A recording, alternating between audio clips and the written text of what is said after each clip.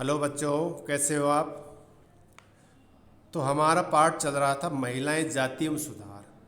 तो कल हमने बताया जातिवाद के बारे में, जो जाति प्रथा है, इन जो छुआछूत जिसे हम कहते हैं, यानी हमारे समाज में जो है उस समय यानी 18वीं-19वीं शताब्दी में जाति के आधार पर या बहुत अधिक मात्रा में जो है छुआछूत किया जाता था। खासतौर जो उच्च जाति के लोग थे या स्वर्ण समाज के जो लोग थे, निचली जाति के लोगों के साथ बहुत अधिक भेदभाव किया जाता था। उनको जो है गांव में या नगरों में या गांव में प्रवेश नहीं करने दिया जाता था।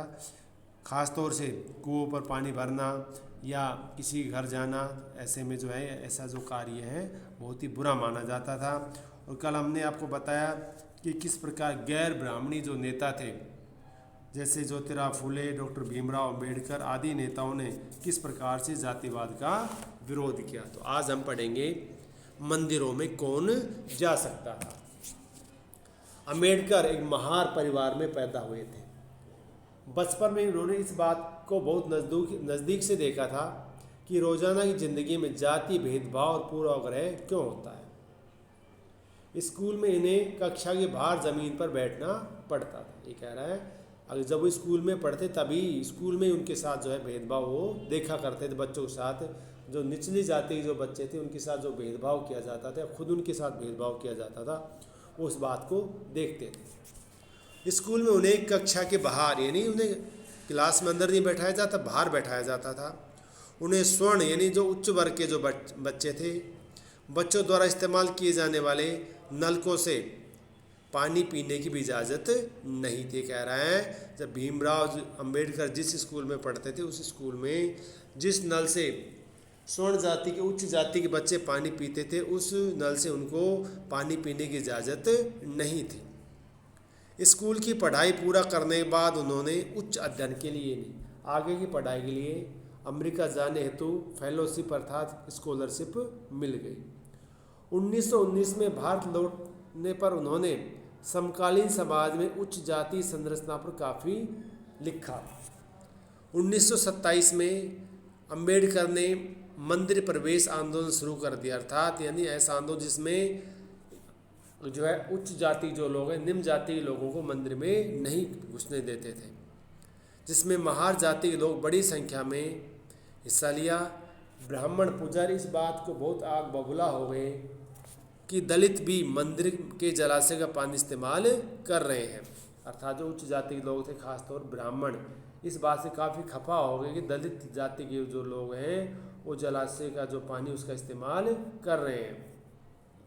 सन 1927 से 35 के बीच डॉक्टर भीमराव अंबेडकर ने मंदिरों में प्रवेश के लिए ऐसे 3 आंदोलन चलाए। वह पूरे देश को दिखाना चाहते थे कि समाज में जातीय पूर्वाग्रह की जकड़ कितनी मजबूत, अर्थात जो पूर्वाग्रह यानी बिना दूसरे की सोच को शामिल किए बिना ही अपनी सोच को सही मान लेना, वो क्या कहलाता है बेटा, पूर्वाग्रह कहलाता है। पूर्वाग्रहों से जो है जो जकड़ है समाज में कितनी मजबूत है, अर्थात यानी जो लोग हैं बिना सोचे समझे ही, अर्थात पुरानी जो परंपराएं उनको सोच कर ही जो समाज में जाति के आधार पर भेदभाव करते हैं। अब कह रहा है गैर ब्राह्मण आंदोलन, अर्थात ऐसे लोग जो ब्राह्मण नहीं थे, अन्य जातीय लोग थे। 20वीं सदी के प्रारंभ में ही या शुरुआत में ही गैर ब्राह्मण आंदोलन शुरू हुआ। यह प्रयास उन गैर ब्राह्मण जातियों का था जिन्हें शिक्षा, धन और प्रभाव हासिल हो चुका था, अर्थात ये आंदोलन किन लोगों ने किया, जिन्होंने शिक्षा भी पाई थी, जिनके पास काफ़ी मात्रा में धन था और समाज में उनका प्रभाव हो चुका था। उनका तर्क था, अर्थात उनका कहना था कि ब्राह्मण तो उत्तर से आए हैं और उन आर्य आक्रमणकारियों के वंशज हैं जिन्होंने यहाँ के मूल निवासियों देसी जैसे द्रविड़ नस्लों को हराकर दक्षिण भूभाग में विजय हासिल की थी। अर्थात यानी जो गैर ब्राह्मण जो लोग कहते थे कि यहाँ के जो ब्राह्मण जो लोग हैं वो भारत के लोग नहीं हैं, वो बाहर से आए हैं। उन्होंने सत्ता पर ब्राह्मणवादी दावे को भी चुनौती दी। पेरियार के नाम से प्रसिद्ध ईवी रामास्वामी नायकर एक मध्यम वर्गीय परिवार में पले बढ़े थे। यानी उदाहरण दे रहा है। अपने प्रारंभिक जीवन में वे सन्यासी थे और उन्होंने संस्कृत शास्त्रों की गंभीरता से अध्ययन किया था। जो संस्कृत के जो शास्त्र थे उनका गंभीरता से उन्होंने अध्ययन किया और बाद में वे कांग्रेस जो पार्टी उसके सदस्य बने, परंतु जब उन्होंने राष्ट्रवादियों द्वारा आयोजित की गई एक दावत में देखा कि वहाँ बैठने के लिए जातियों के हिसाब से अलग अलग इंतज़ाम किया गया है, उन्होंने देखा जब एक पार्टी का एक सम्मेलन हो रहा था तो उसमें जो खाने पीने की जो चीज़ें जो थी वहाँ पर अलग अलग, यानी उच्च जाति के लोगों को अलग बैठाया गया था और निचले जाति के लोगों को अलग बैठाया गया, दावत यानी जो जहाँ पर भोजन कराया जाता है। पेरियार को समझ में आ चुका था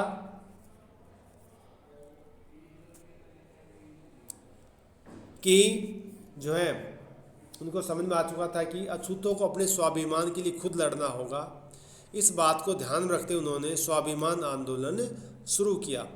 उनका कहना था कि मूल तमिल और द्रविड़ संस्कृत के असली वाहक अछूत ही हैं, जिन्हें ब्राह्मणों ने अपने अधीन कर लिया है। उनका मानना था कि सभी धार्मिक नेता, मुखिया सामाजिक विभाजनों और असमानता को ईश्वर प्रदत्त मानते हैं, इसलिए सामाजिक समानता के लिए सभी धर्मों से अछूतों को खुद मुक्ति पानी होगी। पेरियार हिंदू वेद पुराणों के कट्टर आलोचक थे। जो पेरियार थे, जो हिंदू जो वेद पुराण उनकी वे आलोचना करते थे। खासतौर से मनु द्वारा रचित संहिता, भगवत गीता और रामायण के वे कट्टू आलोचक थे। कौन थे? पेरियार दक्षिण भारत के एक प्रमुख नेता थे। उनका कहना था कि ब्राह्मणों ने निचली जातियों पर अपनी सत्ता तथा महिलाओं पर पुरुष का प्रभुत्व स्थापित करने के लिए इन पुस्तकों का सहारा लिया है। तो ध्यान रखना, ये दलीलें लोगों को रास नहीं आई, सहज रास नहीं आई। ये जो पेरियार का कहना था कि चीज़ें गलत है, तो जो आम लोग जो थे उनको ये बात रास नहीं आई। निम्न जाति नेताओं के भाषणों, विचारपूर्ण लेखन और आंदोलन से उच्च जाति राष्ट्रवादी नेताओं के बीच कुछ आत्ममंथन और आत्मलोकन की प्रक्रिया शुरू हुई।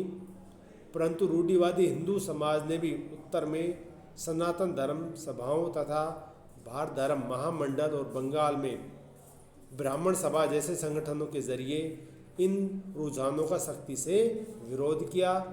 इन संगठनों का मकसद यही था कि हिंदू धर्म में जाति ऊंच नीच को जो महत्व दिया जाता है उस पर कोई आंच न आए। वे साबित करना चाहते थे कि इस बात को धार्मिक ग्रंथों में भी मान्यता मिली हुई है।